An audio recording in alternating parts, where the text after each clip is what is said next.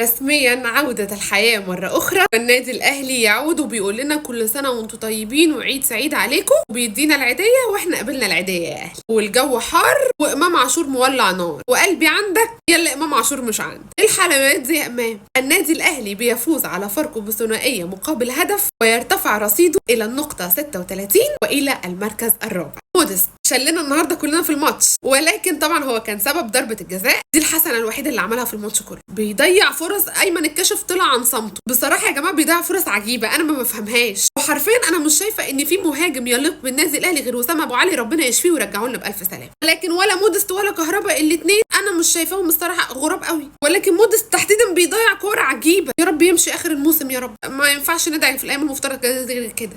طبعا امام عاشور كلنا هو واخد الكورة ورايح يشوط ضربة الجزاء افتكرنا علي معلول وقعدنا نعيط، صح؟ اصل انا حسيت نفس الاحساس. ربنا يرجعك بالسلامه ويشفيك يا رب يا علولو. طبعا امام عاشور حط الكوره حلويات وراح احتفل مع جمهور النادي الاهلي، ولكن بقى نقف هنا. بعد ما احتفل مع جمهور النادي الاهلي راح واحتفل مع كهربا، ومش بس كده ده كمان نادى على قفشه عشان بيوجه رساله صريحه لجمهور نادي معين. طلع برضه بيرجعوا لنفس النقطه، وجمهور النادي الاهلي بيمشي وراهم. نفس القصه اللي حصلت مع موسيماني، بيطلعوا اشاعات وجمهور النادي الاهلي بيصدقها.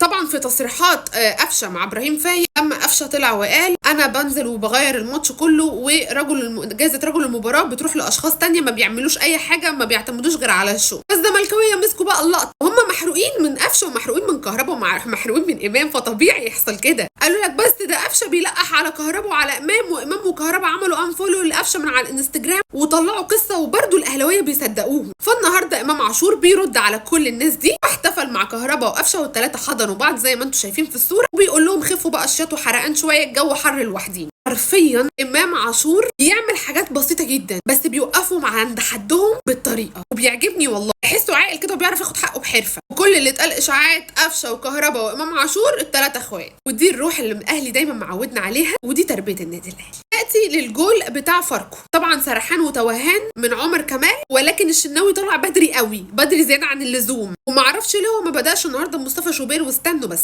انا مش غداره والله ومش بقلب، ولكن انا دايما بقول ان مصطفى شوبير واخد الحساسيات بتاعه المباريات مع النادي الاهلي الفتره الاخيره اكتر من الشناوي. هتقولوا لي طب ما حسام حسن بدا بيه في المباراتين بتوع المنتخب، اقول لكم ايوه، هقول لكم لاني محمد الشناوي خبره مع المنتخب اكتر من مصطفى شوبير، فطبيعي ان حسام حسن يبدا بيه. لكن انا مش شايفه مبرر ان احنا نبدا النهارده بالشناوي وانت عندك مصطفى شوبير كلين شيت قد كده بقى، ما اقولكش في افريقيا وعامل اداء عالمي، فننزل الشناوي واحده واحده بالراحه، وبعد كده نبقى نديله مباراه كامله. لكن ما ينفعش اسحبه كده مره واحده وانزله. انا حاسه والله النهارده ان الشناوي كان مذبذب، اداؤه خايف، وده طبيعي ان هو بقاله فتره كبيره قوي ما بيلعبش مع النادي الاهلي. فالصراحه انا شايفه ان هي كانت حاجه مش اصح حاجه ان احنا نبدا بالشناوي. واخيرا ثنائيه منعم وياسر ابراهيم، والله كنت مبسوطه، انا بعشق ياسر ابراهيم. طبعا المباراه القادمه للنادي الاهلي تاني يوم العيد مع الاتحاد السكندري في ملعب برج العرب. طبعا كل الدعم والتوفيق للنادي الاهلي، وان شاء الله الدوري يبقى في الجزيره جنب الاميره.